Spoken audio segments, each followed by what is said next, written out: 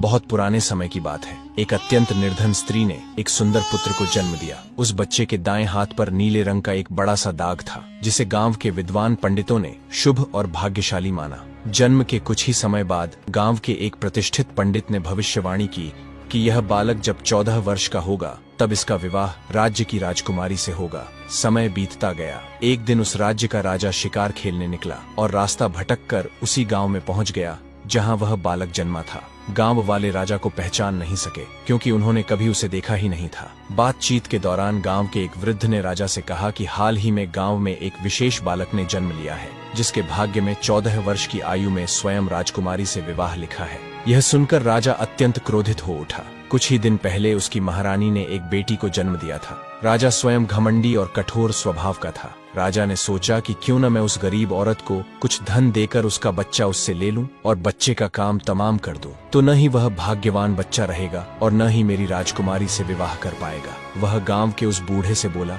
बाबा तुम मुझे उस औरत के पास ले चलो। बूढ़ा व्यक्ति उस राजा को उस भाग्यशाली बच्चे की माँ के पास ले गया। राजा ने उस महिला से विनती की और बोला, तुम बहुत गरीब हो, इस बच्चे का पालन पोषण कैसे कर पाओगी? ये बच्चा मुझे दे दो, मैं इसे अच्छे से पालूंगा। पर वह गरीब औरत अपने बेटे को देने से लगातार इनकार करती रही। तब राजा ने उसे बहुत सारा धन दिया और कहा, इस धन से तुम अपना जीवन आराम से चला सकोगी और जब यह भाग्यशाली बच्चा बड़ा होगा तो खुद ब खुद तुम्हारे पास लौट आएगा। गरीब माँ ने सोचा, यह बच्चा सचमुच बहुत भाग्यशाली है, तभी तो खुद एक अमीर व्यक्ति इसे लेने मेरे घर आ पहुंचा है। शायद यही भगवान की इच्छा है। काफी सोच विचार के बाद उस माँ ने भारी मन से अपना बच्चा राजा को दे दिया। राजा जब थोड़ी दूर पहुंचा तो उसने बच्चे को एक लकड़ी के संदूक में डालकर नदी में बहा दिया। उसके मन में यह विचार था कि दम घुटने से वह बच्चा संदूक के भीतर ही मर जाएगा। राजा यह सोचकर मन ही मन बहुत प्रसन्न हुआ कि उसने अपनी प्यारी बेटी को उस भविष्यवाणी से बचा लिया। लेकिन जैसा कि आप जानते हैं, मारने वाले से बड़ा बचाने वाला होता है। वही इस बालक के साथ भी हुआ। वह लकड़ी का संदूक बहते बहते एक पंचक्की के पास जाकर अटक गया। वहाँ काम करने वाले एक नौकर की नजर उस संदूक पर पड़ी। उसने सोचा कि उसमें जरूर कुछ कीमती चीज होगी। वह पानी में उतरकर उसे बाहर ले आया। जब उसने संदूक खोला तो हैरान रह गया। उसमें एक छोटा बच्चा सो रहा था। नौकर ने सोचा, यह बच्चा मेरे किसी काम का नहीं, क्यों न इसे अपने मालिक के पास ले चलूं? उनकी कोई संतान भी नहीं है, शायद वे इसे अपना लें। ऐसा सोचकर वह मालिक के पास गया। पनचक्की का मालिक उस बच्चे को देखकर बहुत खुश हुआ। उसे लगा जैसे भगवान ने उसकी और उसकी पत्नी की प्रार्थना सुन ली हो। पति पत्नी दोनों ने बहुत प्रेम और स्नेह से उस बच्चे का पालन पोषण शुरू कर दिया। जैसे जैसे वह बालक बड़ा होने लगा, उसके चेहरे की आभा और तेज बढ़ते गए। जो भी उसे देखता बस देखता ही रह जाता। एक दिन भाग्य ने फिर कुछ ऐसा मोड़ लिया कि राजा एक बार फिर उसी बच्चे के पास जा पहुंचा। राजा किसी काम से उसी रास्ते से बाहर जा रहा था जिस रास्ते पर वह पनचक्की थी। तभी रास्ते में अचानक बहुत बड़ा तूफान आ गया, तो राजा को उसी पनचक्की के पास रुकना पड़ा। पनचक्की पर एक सुंदर युवक को बैठा देखकर राजा चौंका। उसने पनचक्की के मालिक से पूछा, क्या यह तुम्हारा बेटा है? यह तो बहुत ही सुंदर है। पनचक्की का मालिक बोला, हाँ यह मेरा बेटा है, क्योंकि मैंने ही इसे पाल पोस कर बड़ा किया है। आज से करीब 14 साल पहले यह बच्चा हमें एक लकड़ी के संदूक में मिला था। राजा को पुरानी बातें एकदम ताजा हो गईं। चक्की के मालिक की बात सुनकर राजा को बहुत आश्चर्य हुआ कि वह बच्चा, जिसे वह अब तक मरा हुआ समझ रहा था, अभी तक जिंदा है। उसने उस लड़के को खत्म करने की एक और तरकीब सोची। वह पंचक्की के मालिक से बोला, क्या आप इस लड़के को मेरा एक काम करने की आज्ञा दे सकते हैं? दरअसल मैं रानी के पास एक पत्र भिजवाना चाहता हूँ। यह पत्र बहुत ही जरूरी है।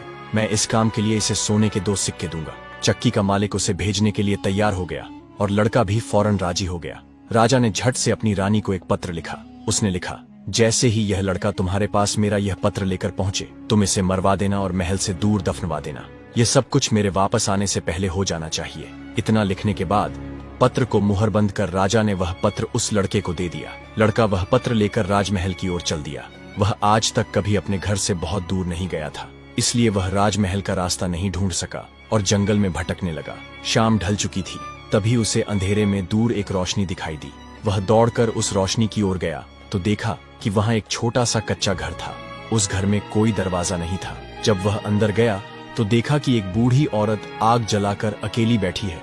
बूढ़ी औरत ने उससे पूछा, बेटा तू कहाँ से आ रहा है और तुझे कहाँ जाना है? लड़का बोला, मैं पास के गांव की पंचक्की से आ रहा हूँ और रानी माँ को यह खत देने जा रहा हूँ, लेकिन मैं रास्ता भूल गया हूँ और अंधेरा हो गया है। तभी मुझे दूर यह घर दिखाई दिया तो रात बिताने के लिए यहाँ चला आया। बूढ़ी औरत को उस लड़के पर बहुत दया आई, क्योंकि वह जगह डाकुओं का अड्डा था और वह बूढ़ी औरत उन्हीं की नौकरानी थी। उसे डर था कि अगर डाकुओं ने लड़के को देख लिया तो वे उसे मार डालेंगे। ये जानकर लड़का थोड़ा घबरा गया, पर अंधेरे में कहीं और जाना भी आसान नहीं था और दिन भर चलने से वह बहुत थक चुका था, इसलिए उसे जोरों की नींद आ रही थी। बुढ़िया के कहने पर वह घर के एक कोने में चुपचाप जमीन पर सो गया। आधी रात के बाद जब डाकू घर लौटे तो किसी अजनबी को अपने ठिकाने पर देखकर वे बुढ़िया पर बहुत गुस्सा हुए। तब बूढ़ी नौकरानी ने उन्हें सारी बात बता दी और वह चिट्ठी भी डाकुओं के सरदार को सौंप दी जो लड़के ने उसे दिखाई थी। राजा की मुहर देखकर डाकुओं को शक हुआ। सरदार ने बड़ी सावधानी से चिट्ठी को खोला और पढ़ा। उसमें लिखा था कि जैसे ही यह लड़का रानी के पास पहुंचे उसे मरवा कर महल से दूर दफनवा देना। सोते हुए उस मासूम बच्चे को देखकर सरदार को उस पर बहुत तरस आया। उसने वह चिट्ठी फाड़ दी और उसकी जगह एक नई चिट्ठी लिखकर उसमें रख दी। उस नई चिट्ठी में लिखा था, जैसे ही यह लड़का राजमहल में पहुंचे तुम इसका विवाह राजकुमारी से कर देना। ये कार्य मेरे लौटने से पहले पूरा हो जाना चाहिए। इतना लिखकर सरदार ने वह पत्र उस लड़के के पास में रख दिया और सुबह होने से पहले ही डाकू वहां से चले गए। सुबह जब वह लड़का सोकर उठा तो उस बूढ़ी ने उसे कुछ जलपान कराया। फिर वह लड़का राजमहल की ओर चल पड़ा। राजमहल पहुंचकर उसने वह खत रानी माँ तक पहुंचा दिया। रानी ने जब खत पढ़ा तो उसे बड़ा आश्चर्य हुआ कि राजा ने यह कैसी आज्ञा दी है, एक अनजान लड़के से अपनी राजकुमारी का विवाह करने की। रानी ने देखा कि खत पर राजा की साक्षी मोहर लगी हुई थी, इसलिए उसने सोचा कि यह कोई धोखा भी नहीं हो सकता। राजा के वापस आने से पहले ही उसे अपनी बेटी का विवाह इस लड़के से करना था। रानी ने लड़के को अपने पास बुलाया। उसका भोला भाला और सुंदर चेहरा देखकर रानी को वह लड़का बहुत पसंद आया और उसने अगले ही दिन अपनी बेटी का विवाह उससे कर दिया। लड़का राजकुमारी के साथ सुखपूर्वक उस महल में ही रहने लगा। कुछ महीनों बाद राजा वापस अपने राजमहल में आया तो वह उस लड़के के बारे में जानने के लिए बहुत उत्सुक था। उसने महारानी से पूछा, उस खत वाले लड़के का क्या हुआ? महारानी बोली, आपके कहे अनुसार मैंने उस लड़के का विवाह अपनी राजकुमारी से करवा दिया। राजा यह सुनकर बहुत गुस्से में आ गया। जिस बात को वह नहीं होने देना चाहता था आखिर वह हो गई। उसने अपनी पत्नी से वह खत मांगा। राजा ने उसमें उस लड़के से राजकुमारी के विवाह की बात पढ़ी तो निस्तब्ध रह गया। राजा को उस लड़के पर शक हुआ कि वह पढ़ा लिखा है, जरूर उसने रास्ते में खत बदल दिया होगा। उसने लड़के को अपने पास बुलवाया और उसे सच्चाई बताने की आज्ञा दी। लड़का बोला, हे राजन, मुझे कुछ नहीं पता कि इस खत में आपने क्या लिखा था, क्योंकि मैं तो इसे ऐसा ही लेकर आ गया था। हाँ, जंगल में मैंने एक पुराने घर में रात जरूर गुजारी थी, क्योंकि मैं राजमहल का रास्ता नहीं ढूंढ पाया और जंगल में भटक गया था। राजा को उस लड़के की बात पर विश्वास नहीं हुआ। वैसे भी राजा को उस लड़के से बहुत नफरत थी। वह नहीं चाहता था कि उसकी बेटी से शादी करने के बाद वह इस राज्य का राजा बने। वह लड़के से बोला, मेरी गैर हाजिरी में रानी ने मेरी बेटी की शादी तुझ कंगाल से कर दी है, पर मैं इस शादी को तब तक अपनी सहमति नहीं दूंगा जब तक तू मुझे शैतान के 3 सोने के बाल नहीं लाकर देगा। जब तू वो 3 सोने के बाल मुझे देगा तभी सही